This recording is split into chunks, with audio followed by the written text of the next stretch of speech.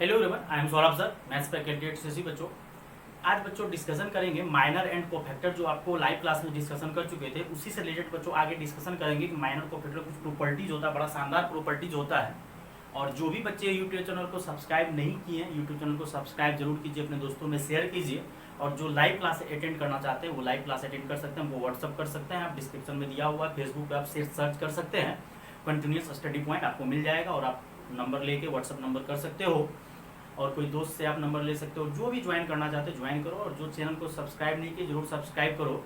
और जो सिर्फ यूट्यूब चैनल ही देखते हो कोई दिक्कत नहीं, बेल आइकन को प्रेस कर लो, जब भी लेक्चर अपलोड होगा आपको मिलते रहेगा। फुल कोर्स तो कभी भी यूट्यूब पे कवर नहीं किया जाएगा बच्चों, जो भी इंपॉर्टेंट टॉपिक रहता है, स्टार कंसेप्ट सब रहता है, वो आपको अपलोड किया जाएगा। आते हैं बच्चों यहाँ पे 5 स्टार कंसेप्ट बच्चों, बड़ा लाजवाब कंसेप्ट है कि माइनर कोफैक्टर हम लोग पढ़े हैं। और माइनर जिसको एक बार रिकॉल कर देते हैं, जिस एलिमेंट का माइनर निकालने बोलता है उसका आमने सामने खत्म करने के बाद जो बचता है वही माइनर होता है। और दूसरे तरीके से बच्चों लोग समझे थे कि ए आई जे का अगर माइनर निकालने बोलेगा तो आईएथ रो और जेएथ कॉलम को डिलीट कर देंगे, जो कि लाइव क्लासेस में कवर कर दिया गया है कि माइनर का मतलब होता है कि ए आई जे का अगर माइनर निकालने बोला है तो माइनर जिसका निकालने बोलता है वो रो और कॉलम को खत्म कर देने के बाद जो सब डिटर्मिनेंट बचता है उसी को माइनर बोला जाता है। और कोफैक्टर भी माइनर है बट वो प्रॉपर साइन के साथ आता है। यहाँ से 5 स्टार बच्चों नोट है आपका, बड़ा लाजवाब है। The sum of product of all elements, बढ़िया से देखेगा बच्चों, sum of product of all elements of any row या कॉलम, जहां रो आएगा वहां कॉलम का बात तो आएगा ही आएगा। The sum of product of all elements of any row या column with their corresponding cofactor, उसी का cofactor, with their corresponding cofactors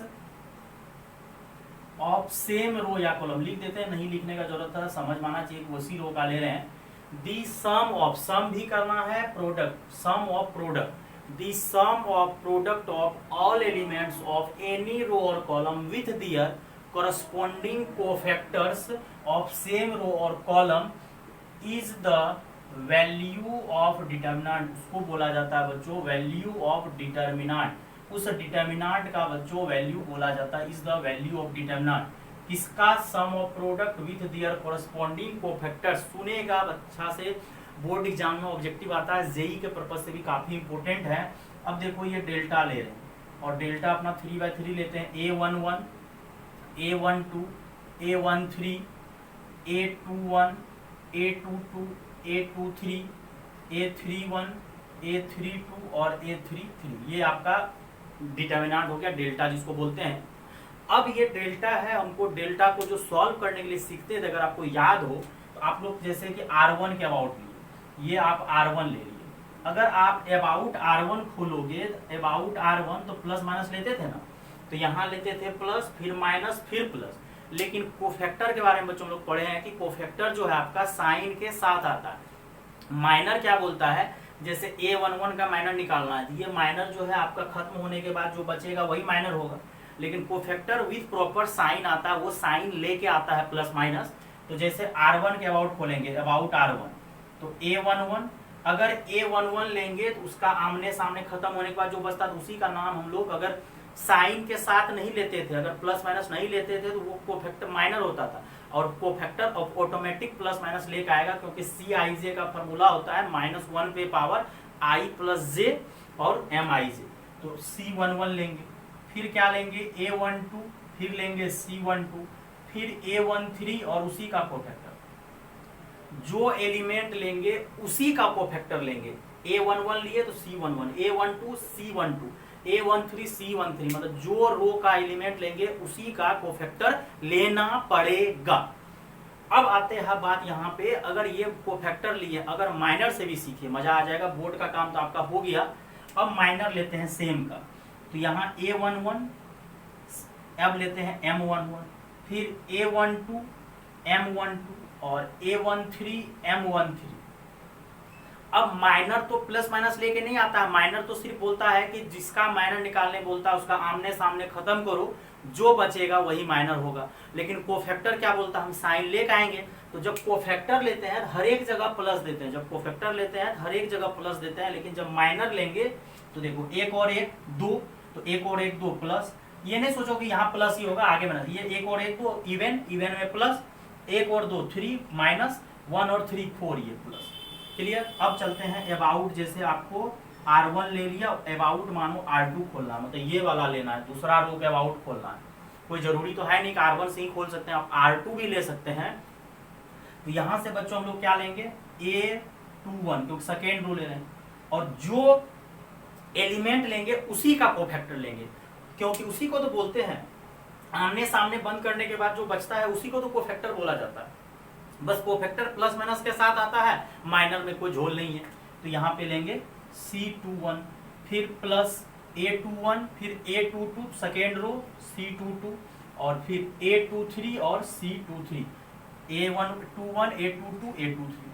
फिर अगला क्या करते हैं हम लोग कि A21 जब यहाँ से हम लोग बात करेंगे तो A21 अब माइनर लेके हम सॉल्व करते हैं। फिर अगला A22 जो एलिमेंट लिए उसी का माइनर, और A23 M23। अब देखो लोचा क्या होगा यहाँ पे।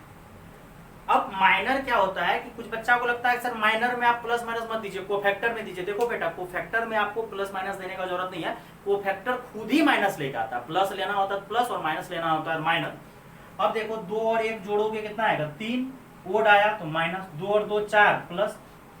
और कुछ बच्चा सोचता है कि सर यहाँ प्लस दीजिए, यहाँ नहीं, वो देख के नहीं दिया जाता, आपका पोजीशन देखना पड़ता है। तो ये 2 1 है तो माइनस, ये 2 और 1 जोड़ेगा 3, और 2 और 2 जोड़ेगा 4, तो प्लस 2 और 3 जोड़ेगा 5। अब देखो बच्चों, अब चलते हैं मानो अबाउट कॉलम 2, थोड़ा सा कॉलम 2 के पास भी चलो। अबाउट कॉलम 2, ये वाला कॉलम से खोलना चाह रहे हैं, यही तो कॉलम 2 है। अब सबका एलिमेंट पहले ले लो, तो A12 A22 और A32, A11 A22 A32।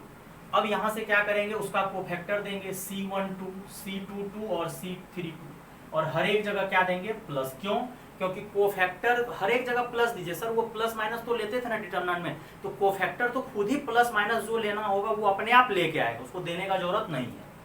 और अगर यही चीज हम लोग माइनर लेते हैं, A12 M12 A22 M22 फिर A32 और M32।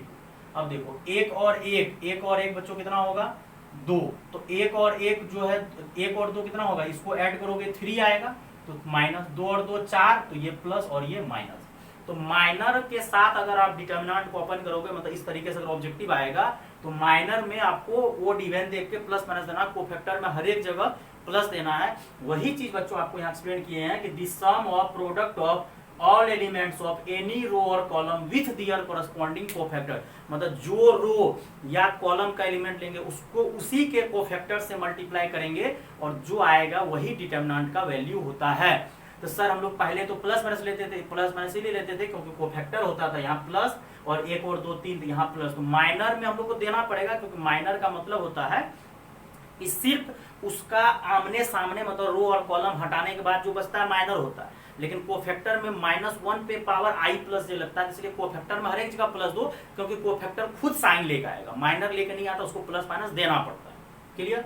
अब ये कंसेप्ट अगर आपको एनसीईआरटी का एक क्वेश्चन बच्चों देखो दिया हुआ है आपका 4.4 का 5th नंबर क्वेश्चन है, देखो वो अगर आपको डिस्कशन कर देंगे तो थोड़ा आपको लगेगा आसान। इसको आप नोट करो, इसको इरेज करते हैं बच्चों, और ऑप्शन के साथ हम आपको समझाते हैं क्वेश्चन, इसको नोट करो, आगे कंटिन्यू करेंगे।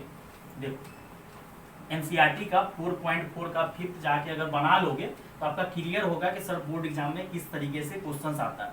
बस आपका एनसीईआरटी में CIJ न लिख के AIJ यूज करता है, जो कि आपको लाइव क्लासेस में हम बोल भी चुके हैं कि CIJ के जगह बच्चों क्या आ जाता है, AIJ यूज करता है ये एनसीईआरटी वाले।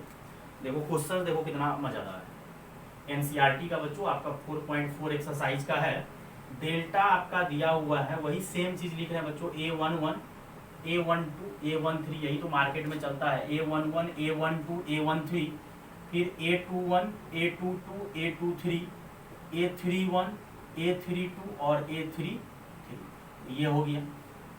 अब ये डेल्टा है, और डेल्टा का मतलब होता है उसको सॉल्व करना है, या तो रो के अबाउट खोलो या कॉलम वर्ड खोलो। और जिस रो या कॉलम को खोलते हैं उसी रो का कोफैक्टर लेना होता है, क्योंकि उसी को लेते चलते हैं और उसका एलिमेंट जो लेते हैं उसका आमने सामने हटाते हैं।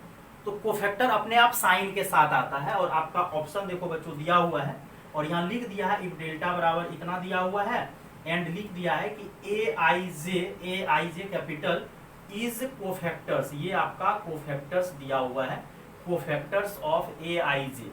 ऑटोमेटिक हम बोले भी थे लाइव क्लासेस में, बोले हुए थे कि ए आई जे जो है कैपिटल से डिनोट किया जाता है और हम सी आई जे भी लिखते हैं, कोई दिक्कत नहीं है। Then value of determinant delta क्या होगा? ऑप्शन नंबर ए ऑप्शन देखो बच्चों, ए ऑप्शन दिया हुआ है आपका A11, A31, A12, A32 और A13, A33, हर एक ऑप्शन लिख रहे हैं तब जाके क्लियर होगा। बी ऑप्शन दिया हुआ है A11, फिर A12, A21 और A13, A31 और सी ऑप्शन दिया हुआ जो A21, A11, A22, A12 और A23 और A13। फिर डी ऑप्शन बच्चों दिया हुआ है A11, फिर दिया है A21, फिर दिया है बच्चों A31। अब देखो कि यहाँ पे क्या है, ऑप्शन कौन सा सही। और ए आई जे आपका कोफैक्टर है, तो वैल्यू ऑफ डिटर्मिनेंट जो होता है जिस रो का एलिमेंट लेते हैं उसी रो का कोफैक्टर लेना होता है। अब जैसे देखो ये A11 है, यहाँ A31 है, मतलब ये आपका गलत हो गया, क्योंकि अगर A11 लिए तो यहाँ भी A11 ही लेना था, जो रो का एलिमेंट लिए हैं उसी रो का कोफैक्टर भी लेना होता है। फिर देखो यहाँ A11 है तो ये सही है क्योंकि A11 है, यहाँ पे जाके आपका फिर मिस्टेक कर गया, यहाँ A21 है और यहाँ A21 है, यहाँ 12 है तो यहाँ 21 है, तो ये भी ऑप्शन आपका गलत हो गया।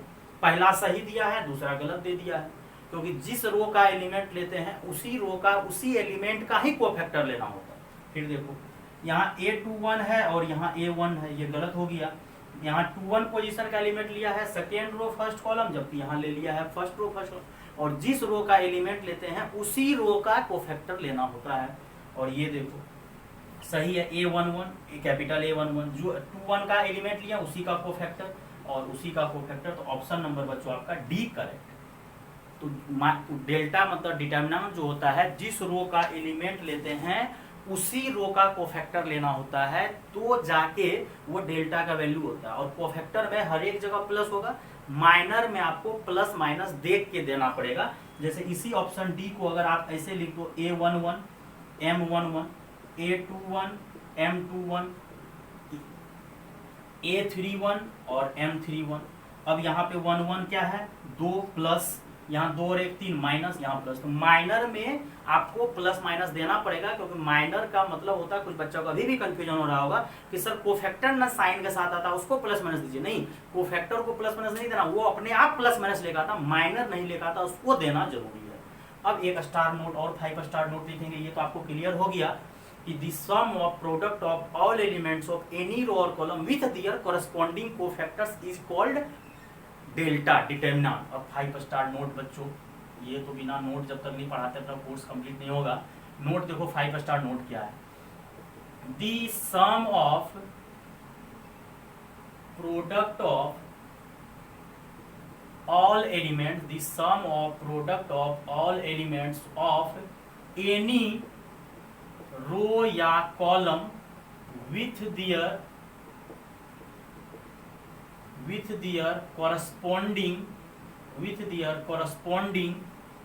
cofactors of any other। यहाँ पे एक नोट है बच्चों, पिछला बार लिखे थे सेम, लेकिन यहाँ लिख रहे हैं एनी अदर, मतलब एलिमेंट किसी और रो का ले रहे हैं लेकिन कोफैक्टर किसी एनी अदर रो या कॉलम, मतलब एलिमेंट किसी और रो का लिए, कोफैक्टर कोई अदर रो का ले रहे हैं, मतलब पहला रो का एलिमेंट लिए तो दूसरा रो का कोफैक्टर ले रहे हैं। The sum of product is always zero, वो ऑलवेज क्या होगा बच्चों, जीरो, आंसर उसका जीरो आएगा। अब यहीं पे हम पढ़ाते हैं बढ़िया तरीके से।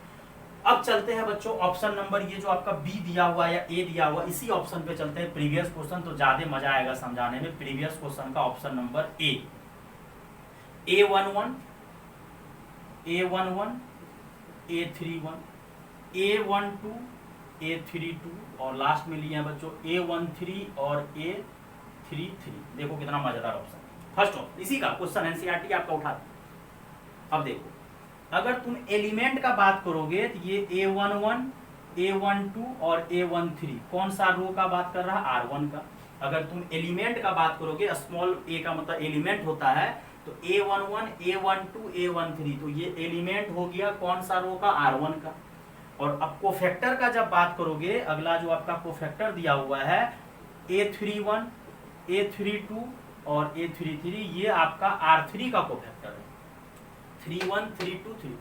और एलिमेंट लिए हैं R1 का और कोफैक्टर भी R1 का लेना था। अगर कोफैक्टर आप R1 का ले लेते तो उसका वैल्यू डेल्टा के बराबर आता, लेकिन एलिमेंट लिए हैं R1 का और कोफैक्टर जाके R2 या R3 का उठा लो।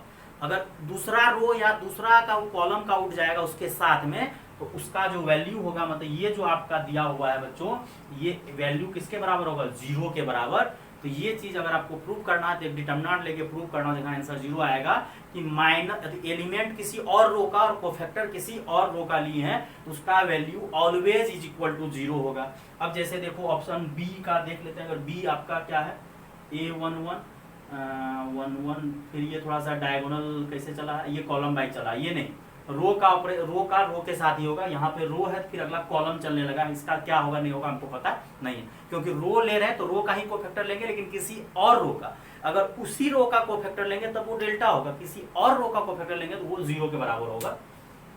अब अगला देखते हैं बच्चों, 1 1 1 2 1 3, फिर यहाँ पे क्या कचरा किया है, 2 1 2 2 2 3। Option number C, option number C पे चलो, क्या किया है, A21 फिर A11 A22 A22 और फिर अगला A23 और A11 A12 A13, यहाँ A11 A12 और A13।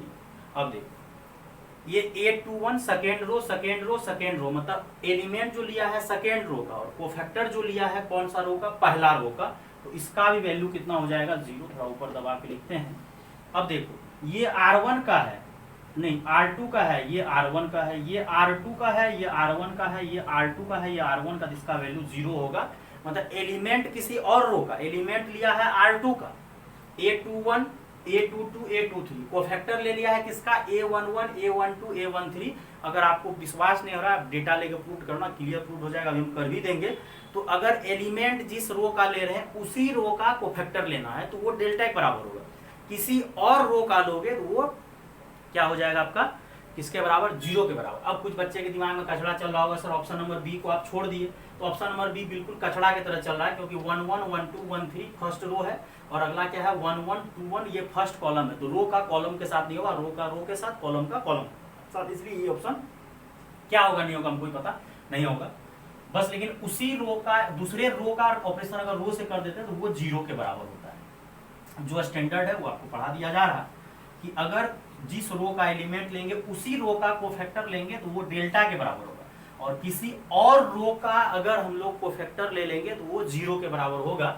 अगर एग्जांपल देके आपको प्रूव करना है तो कर सकते हो, टाइम लगेगा थोड़ा बच्चों, और रूम पे भी आप ट्राई कर सकते हो, ऐसा नहीं आप ट्राई नहीं कर सकते। एक एग्जांपल हम छोटा सा लेके जल्दी से कर देते हैं। जैसे डेल्टा जैसे ले लिए 1 2 3 -105 -4 -3 9। अब देखो R1 लेते हैं, R1 लेते हैं, एलिमेंट किसका लेते हैं, R1 का, और कोफैक्टर किसका ले लेते हैं। चलो एक एग्जांपल देख दिखा देते हैं, कोफैक्टर R2 का। एलिमेंट्स कहाँ का लिए, R1 का, एलिमेंट्स R1 का लो, और कोफैक्टर किसका ले लो, R2 का। जबकि R1 का एलिमेंट लिए हैं तो R1 का ही कोफैक्टर लेना था, तो वो डेल्टा के बराबर होगा, लेकिन हम उल्टा कर रहे हैं। चलो ले लो R1 का ले लो एलिमेंट 1 2 3 1 2 3, और सब जगह प्लस कर देना, प्लस प्लस। और कोफैक्टर किसका लो, R2 का, मतलब एलिमेंट ले रहे हैं और उसी के जस्ट कोरस्पॉन्डिंग का मतलब होता है सेम पोजीशन। अब ये लिए तो ये बंद होगा और ये बंद होगा, तो क्या बचेगा 2 3 0 5। उसका नहीं ले रहे हैं, कुछ बच्चा के दिमाग में कंफ्यूजन हो रहा होगा, सर 1 लिए हैं तो ये आएगा 0 5 -3 9। नहीं, एलिमेंट ले रहे हैं R1 का और कोफैक्टर ले रहे हैं R2 का, अब कोफैक्टर इसका लो, क्योंकि R2 का हम कोफैक्टर पे काम कर रहे हैं। कोफैक्टर किसका लेना है? R2 का। तो एलिमेंट लिए यहां से और कोफैक्टर उसके जस्ट नीचे वाले का ले रहे हैं 0 का। तो ये बंद, ये बंद, तो क्या आएगा 1 3 माइनस 4 9। अब 3 ली, अब 3 लिए तो उसका कोफैक्टर नहीं ले रहे हैं, उसका कोफैक्टर लेंगे तब तो वो डेल्टा के बराबर हो जाएगा। हम लोग कोफैक्टर किसी और का ले रहे हैं, ये बंद, ये बंद, तो क्या हो जाएगा -1 0 -4 -3। ये लिए नहीं, फिर मिस्टेक हो गया, ये तो उसी का ले लिए, इसका लेना था, उसके नीचे वाले का कोफैक्टर लेना था 5 का, तो वो आएगा 1 2 और मतलब एलिमेंट ले रहे हैं R1 का, कोफैक्टर ले रहे हैं उसके नीचे वाले का। अच्छा, एक चीज और मिस्टेक हो जाएगा, कोफैक्टर जो है साइन के कोफैक्टर में हम लोग को प्लस माइनस देना होता है। ये जो लिखे हटाने के बाद सिर्फ माइनर दिया। अब देखो क्या करेंगे, एलिमेंट लिए वहां का, कोफैक्टर किसका लिए है? सेकेंड का। तो 2 1 2 2 2 3, तो यहाँ जो है 2 1 है, 2 और 1 3, तो यहाँ माइनस होगा, यहाँ जो है 4 प्लस होगा और यहाँ क्या होगा माइनस। ये लगाना पड़ेगा आपको, क्योंकि एलिमेंट ले रहे हैं R1 का, कोफैक्टर ले रहे हैं R2 का, और ये जो हटाने के बाद जो बचता है वो आपका माइनर होता है, कोफैक्टर में देना पड़ता है, हम लोग को देना पड़ेगा। और यहाँ पे माइनस देना पड़ेगा, और यहाँ कितना हो जाएगा 10 माइनस 0, और यहाँ +2 रहेगा, और यहाँ हो जाएगा 9 माइनस 4 3 12, तो क्या हो जाएगा प्लस, और यहाँ -3 और -3 और 4 2 8 -8 है तो +8 हो जाएगा, और यहाँ -10 और 12 में 9 जोड़िएगा 21 आएगा, 21 दूना 42, और 8 में अगर आप 3 सब्ट्रैक्ट कीजिएगा 5 कितना आ जाएगा 15। कहीं ना कहीं कुछ पक्का मिस्टेक हुआ है, देख लो बेटा ढंग से एक बार कि 0 का जब लिए थे तो ये बंद, तो 1 3 -4 9, फिर हम लोग जब 3 लिए तो उसके जस्ट नीचे वाला लिए तो 1 2 -4 -3, फिर अगला क्या किए तो 1 लिए थे तो कोफैक्टर इसका लिए थे 2 3। अच्छा, यहाँ भी मिस्टेक हो गया, तो ऊपर वाले का ले लिए, ये लिए तो ये तो 2 3, देखा मिस्टेक हो गया, -3 9, तो 9 दूनी कितना हो जाएगा 18, और माइनस कितना हो जाएगा 9, तो यहाँ कितना हो जाएगा 27, और 27 15 42 -42 प्लस 42 कट के कितना आ जाएगा 0। यहाँ थोड़ा सा मिस्टेक हो गया था, क्योंकि जिस रो का हम लोग एलिमेंट ले रहे हैं कोफैक्टर दूसरे का ले रहे हैं, तो कोफैक्टर यहाँ का नहीं लेंगे, तो यहाँ का लेंगे तो ये बंद होगा, ये बंद, 2 3 -3 9। तो अगर उसी का लेते, जो रो का एलिमेंट ले रहे हैं उसी का कोफैक्टर लेते तो जाके हम लोग को डेल्टा आता, लेकिन किसी और रो का ले रहे हैं तो वो 0 के बराबर निश्चित आएगा, ये कन्फर्म। ये सॉल्व कर लो आप आराम से। और लेकिन कोफैक्टर लेते टाइम आपको ध्यान देना पड़ेगा, कोफैक्टर को प्लस माइनस देना पड़ता है। तो 2 1 है तो 2 और 1 3, माइनस 2 2 4 प्लस, फिर यहाँ माइनस। अब आगे एक और अच्छा सा टॉपिक बच्चों डिस्कशन करते हैं। पहले हम लोग क्या सीखे कि sum of product of all elements, पूरा एलिमेंट को लेना है कोरस्पॉन्डिंग उसी रो का कोफैक्टर, और किसी और रो का अगर आप कोफैक्टर लोगे तो वो डेल्टा के बराबर आएगा 0। मतलब रो R1 है, एलिमेंट R1 का, तो कोफैक्टर किसका ले लिया R2 का। और बोर्ड में तो आपका वो 5 नंबर क्वेश्चन करवाए वही आता है सर। और एक इसमें लास्ट डिस्कशन करते हैं, ये भी बहुत अच्छा नोट है कि अगर कोई रो, कोई डिटरमिनेंट दिया हुआ, उसका हर एक एलिमेंट को उसके कोफैक्टर से आप रिप्लेस कर दोगे, बड़ा अच्छा नोट है ये भी कभी काल जेई में आता है। If all elements of any determinant delta of order ले लेते हैं, order n, of order n, if all elements, पूरा का पूरा element, if all elements of any determinant delta of order n are replaced कर रहे हैं बच्चों, replaced with their corresponding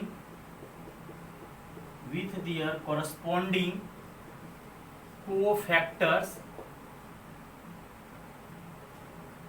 if all elements of any determinant delta of order are replaced कर रहे हैं किससे, corresponding cofactor से। अगर उसके corresponding cofactor से replaced कर देंगे then value of new determinant delta dash is equal to delta की power n-1 is equal to, direct लिख दिए, नो अंग्रेजी लिखने का जरूरत नहीं है, डेल्टा पे पावर n-1, n उसका क्या है ऑर्डर है। अब एक क्वेश्चंस करते हैं बच्चों।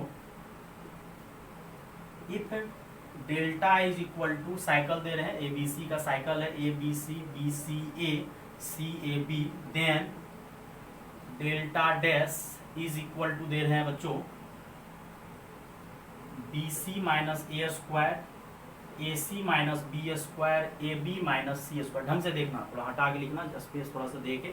फिर अगला दे रहे हैं b है तो यहाँ हो जाएगा A C minus B square, फिर A B minus C square, फिर अगला B C minus A square, फिर आपका हो जाएगा A B minus C square, B C minus A square और A C minus B square. Question कुछ बच्चा को समझना, हम समझा देते हैं कैसे लिख रहे हैं। Question is equal to then new delta जो आएगा डेल्टा डैश, ऑप्शन ए दे रहे हैं डेल्टा, ऑप्शन 2 दे रहे हैं डेल्टा स्क्वायर, ऑप्शन 3 दे रहे हैं 2 डेल्टा और ऑप्शन 4 दे रहे हैं डेल्टा की पावर 3।